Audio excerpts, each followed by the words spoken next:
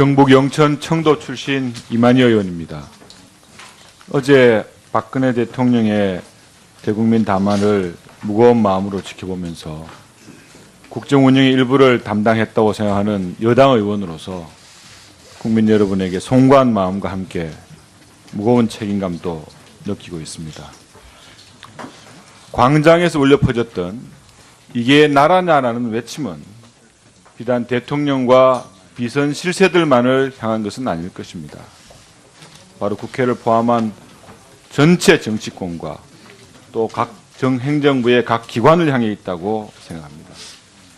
이 자리에서 우리 묻는 사람이나 답하는 정인이나 역사 앞에 참회록을 쓴다는 심정으로 우리의 부끄러움을 고백하고 국민들에게 고해성사하는 마음으로 임해야 할 것입니다.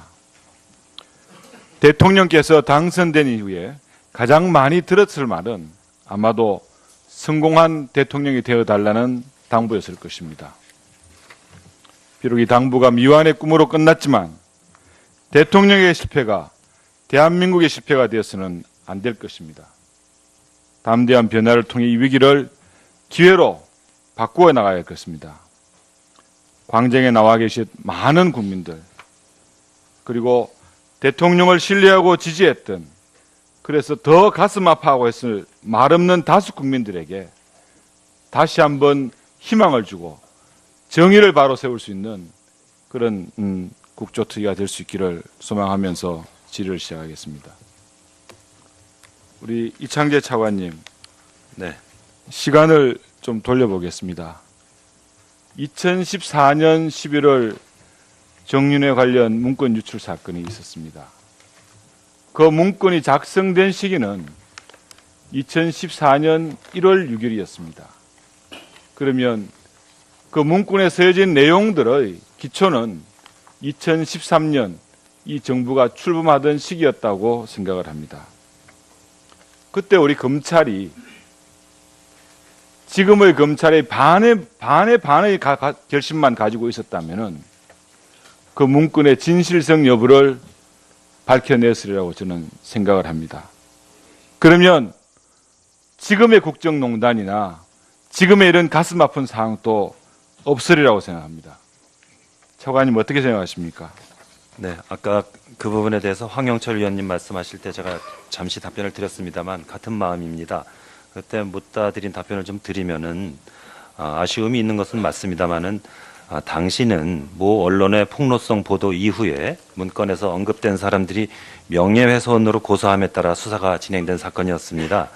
그런데 문건 작성자였던 박관천이 신뢰할 만한 출처나 근거를 전혀 제시하지 못하였고 단지 제3자로부터 들은 풍문과 정보 등을 빌미로 과장 짜깁기하고 정윤회의 언동인 것처럼 덧씌워서 사실과 다르게 작성한 것으로 제한돼 있기 때문에 거의 다 됐습니다. 확인됨에 따라 부득이 문건의 내용은 사실과 다르다는 결론을 내렸던 것으로 보고받았습니다. 지금 기준으로 보면은 아쉬운 점이 있는 건 사실입니다. 본 의원이 여러 가지 자료를 찾아보고 한 결과로는 당시에 관련 수사를 받았던 한모 경위 압수된 USB 그리고 휴대전화 내용 속에는 최순실, 정윤회 관련된 사항들이 분명히 담겨 있었다는 내용을 다시 한번 말씀을 드리겠습니다.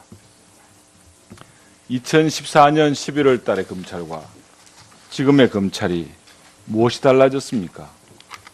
오직 헌법과 법률에 따라서 이 나라의 정의를 지키는 기관이 검찰이라고 생각을 합니다. 한결같은 마음으로 제가 이런 말씀 드리는 것은 본인 스스로들이 너무 잘 아는 거라고 생각을 합니다. 이번 수사에 최선을 다해 주시기를 바랍니다. 네, 위원님의 지적을 무겁게 받아들이겠습니다. 이번 사안의 특질은 어느 정권이든 속칭 말하는 비선실세라는 사항들은 있어 왔습니다. 하지만 이번 최순실 사건과 관련된 사안의 특징은 그러한 대통령 주변이나 비선실세의 발효를 예방하고 처단해야 될 바로 그러한 국가기관들이 오히려 그런 세력들의 비호 세력화됐다는 점에서 문제의 심각성이 있다고 생각합니다. 차관님, 우병우 전 수석께서는 2014년 5월부터 최근까지 민정수석실에서 민정비서관과 민정수석을 지냈습니다. 최순실 일당의 전행 사항을 누구보다도 정확하게 잘 알 수 있는 위치에 있고 예방하고 막아야 될 그런 위치에 있었던 사람입니다. 하지만 이분을 둘러싸고 많은 의혹들이 제기되고 있습니다. 철저한 수사 부탁드리겠습니다. 그렇게 하겠습니다. 고영태 잘 아시죠? 예, 이름 알고 있습니다. 최순실과의 깊은 관계에 있다는 사람입니다. 고영태는 이번 검찰에서 발표한 최순실 안종범 관계의 공소장에도 나와 있습니다. 더 블루케이 배드민턴 창단 관련 강요제에 중요한 역할을 한 사람입니다. 이 사람은 어떻게 됐습니까? 입건하셨습니까? 수사하고 있는데 입건 여부는 확인해 봐야 되겠습니다. 수사가 미진했습니까? 수사가 미진하지는 않았을 것으로 알고 있습니다. 근데 왜 입건 안 했습니까? 그 부분은 입건 여부는 제가 확인을 해봐야 되겠습니다. 확실히 점검을 해 주시고요. 예, 이분 관련해서 도박, 또 다른 약물, 여러 가지 얘기들이 있습니다. 입건과 관련해서 대통령마저도 공범으로 입건을 하신 사항입니다. 정확하게 철저하게 밝혀주시기를 부탁드리고요. 한 가지 더, 이번 검찰에서 분석하고 있는 태블릿 PC, JTBC에서 보도한 것과 동일합니까? 그 부분은 제가 확인해서 말씀드리도록 하겠습니다. 태블릿 PC의 입수 경위에 관해서 많은 논란들이 있습니다. 이에 대해서 혹시 알고 계시는 분이 있습니까? 자, 확실하게 답변 드려야 되기 때문에 확인해서 답변 드리도록 하겠습니다. 예, 이만희 의원님 수고 많으셨습니다. 다음은 더불어민주당 손혜원 의원님 질의해 주십시오. 네, 마포 을의 손혜원입니다. 악성 종양이 온몸으로 퍼져서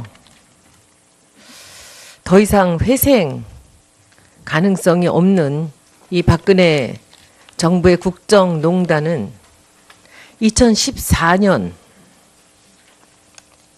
8월에 국민에게 노출이 되었습니다.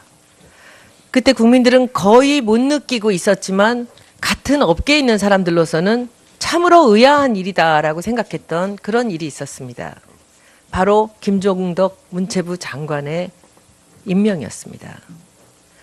같은 학교를 다녔고 같은 업계에 있기 때문에 저는 그분을 잘 알고 있습니다. 훌륭한 전문가고 교수라고는 볼 수 있지만 그 사람이 절대 문체부 장관 자리에 맞는 사람은 아니었습니다. 이 국정농단의 시작은 인사로부터 시작되었다는 것을 국민 여러분들께 알려드립니다. 김종덕 장관이 그 자리에 들어가면서 모두가 다 의문이었지만 바로 답을 알 수가 없었습니다. 그러나 그 다음에 다시 나타난 여러 사람들의 그 면면을 보면서 알 수 있었습니다. 일단 이 안민석 의원이나 배재정 의원 그리고 서영교 의원, 유기용 의원, 박홍근 의원, 김학용 의원들이 이분 청문회 때 했던 질문을 제가 잠깐씩 한번 말씀을 드리겠습니다. 어느 지인이 당신을 추천하였습니까? 제가 전혀 아는 바가 없습니다. 발탁된 이유나 본인이 수락한 의도는 무엇입니까? 잘 모르겠습니다. 능력이나 자질, 경험, 경륜이 꼭 이 장관 자리에 맞지 않는 것은 아닙니까? 저는 잘 모르는 일입니다. 저희들도 참으로 의외라고 생각하는데 장관 후보께서는 혹시 왜 발탁됐다고 생각하십니까? 이런 질문에는 제가 알지 못합니다. 본인이 왜 장관으로 발탁되었는지, 왜 낙점이 되었는지 알지 못한다고 했습니다. 심지어는 차은택 감독이 이번에 검찰에서 그렇게 얘기했더라고요. 저도 사람을 추천할 때마다 그 사람이 덜컥 장관이 되는 걸 보고 놀랐다. 조윤선 장관께 묻겠습니다. 조 장관은 적어도 본인이 어떤 능력이나 자질 그리고 경륜 때문에 문체부 장관으로 임명되신지는 아시겠죠?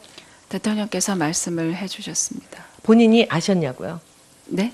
본인의 자질이 문체부 장관에 맞을 거라는 생각이 있으셨으니 기쁘게 그 자리를 받지 않으셨겠습니까? 저는 제가 이 자리에 맞는다는 생각보다는 이 자리에서 일할 수 있는 기회가 주어지면 알겠습니다. 그러면 혹시 어떤 지인이 추천하셨습니까? 저는 대통령께서 저를 수년간 대통령이 추천하셨군요. 그렇게 알겠습니다.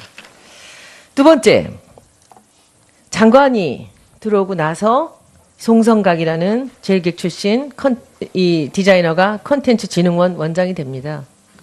제일기획을 사임하고도 한참 세월이 지난 후입니다. 그 다음에 김홍탁이라는 제일기획 출신, 이분이 또 다시 플레이그라운드, 여러분들 잘 아시는 이동수라는 사람이 옛날에 차은택 감독과 함께 일을 했었던, 그리고 사람이 이제 KT 전무로 가고, 그 다음에 김형수라는 대학원의 은사가 미르재단의 이사장으로 갑니다. 모든 사람이 차은택의 추천으로 최순실과 지금 나타난 바로는 여러 명들이 청와대에서 관련이 됐다고 합니다. 인사가 이루어집니다. 그 인사는 왜 이루어졌을까요? 윤태용 문화콘텐츠 실장님, 답변 주십시오. 원래 문체부 오시기 전에 어디 계셨습니까?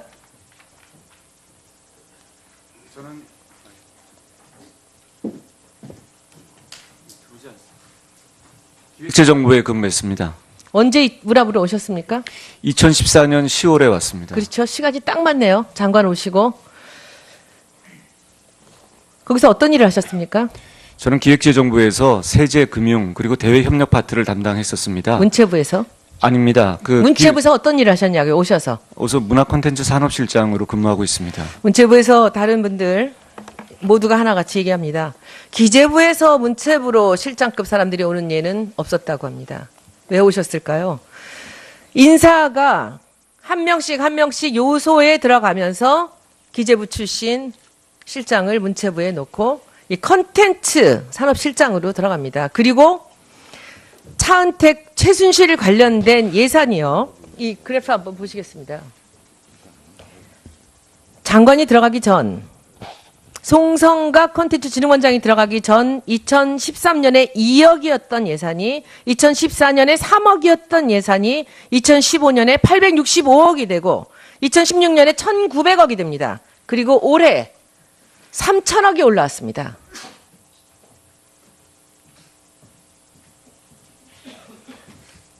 차은택 예산이라고 의심되는 부분만 키워드를 검색을 한 예산입니다. 제가 여기서 1,748억을 삭감을 했다고 조윤선 장관께서 뭐라고 하셨습니까? 일을 못하게 돈을 깎았다. 아직도 그렇게 생각하십니까? 국회에서 결정을 해 주시는 것에 맞추어서 사업을 전면 재검토하고 네. 다시 재정비하도록 제가 하겠습니다. 페이지로 A4로 석 장입니다. 이 아이템이 차은택이 만들어놓은 예산의 아이템이 3장입니다. 그 안에서 문화창조벤처단지 다 깎고 싶었지만 제가 375억, 385억 남겨놨습니다. 그리고 제가 가봤습니다. 왜 남겨놨느냐. 거기에 학생들이랑 벤처단지들이 들어왔다고 해서 이 사람들이 일을 하는데 이 사람들의 이 일할 자리를 뺏으면 안 된다고 해서 제가 3번을 가봤습니다. 몇몇 일하고 텅텅 비어 있습니다.